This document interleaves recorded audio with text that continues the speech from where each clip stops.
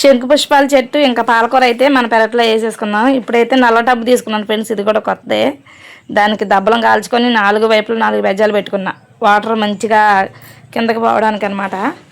వాటిపైన రాళ్ళు పెట్టుకోవాలి. డైరెక్ట్గా వాటర్ పోతే వాటర్ నిలవకపోతే మొక్క బ్రతకదు కాబట్టి రాళ్ళు పెట్టుకున్న తర్వాత అది కొంచెం గేదెల ఎరువను, ఇసుక, బూడిద ఈ 3 కలిపి టబ్బులలో అయితే పోసేసుకుంటున్నా.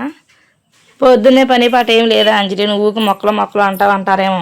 అవును, పొద్దున్న లేచిన కాంచి మన పెరట్లో లేదంటే ఏం కొత్త మొక్క వేయాలి, ఏ మొక్క తీసేయాలి ఇవే చూస్తూ ఉంటారనమాట. ఫస్ట్ ఒక రౌండ్ వేయాల్సిందే, ఒక 10 నిమిషాలైనా.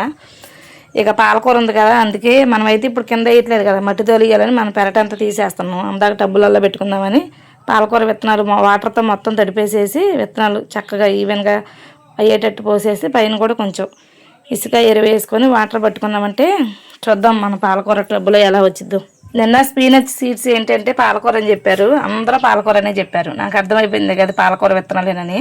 అందుకే ఈ టబ్బు కూడా కొత్తది, 2 టబ్బులు తీసుకున్నాం. వాటికి రెండిట్లకు కూడా చక్కగా సిద్ధం చేసేసుకొని విత్తనాలు అయితే వేసేసుకుంటున్నా. ఇదిగోండి, ఇదే మన శంకు పుష్పాల మొక్క. ఇది మా వదిన నాకు గిఫ్ట్గా ఇచ్చింది. ఇచ్చినప్పుడు కూడా మీకు చూపించా. చిన్న చెట్టే చూసారా, ఫ్లవర్స్ వచ్చినాయి మంచిగా. అవి అయితే ఇచ్చిపోయినాయి, 5 ఫ్లవర్స్ వచ్చినాయి.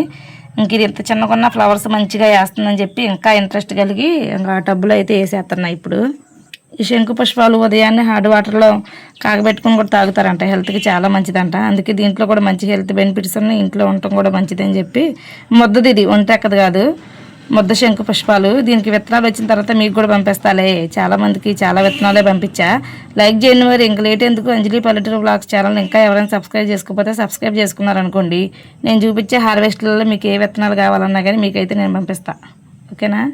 మనం కుండీలో నుంచి తీసిన మొక్క ఈ పెద్ద కుండీలో పెట్టానా, ఒళ్ళిపోదు అసలు. ఇది ఎట్లా వేసామో అట్లానే బ్రతికిద్ది, ఎందుకంటే ఏర్లు మొత్తం నేను తీసేయలేదు కాబట్టి. విత్తనాలు పోసిందేమో ఇక్కడ పెట్టా, అదేమో అక్కడ పెట్టేసా. ఓకేనా, అందరు బాగున్నారు కదా. బై బై అందరికీ.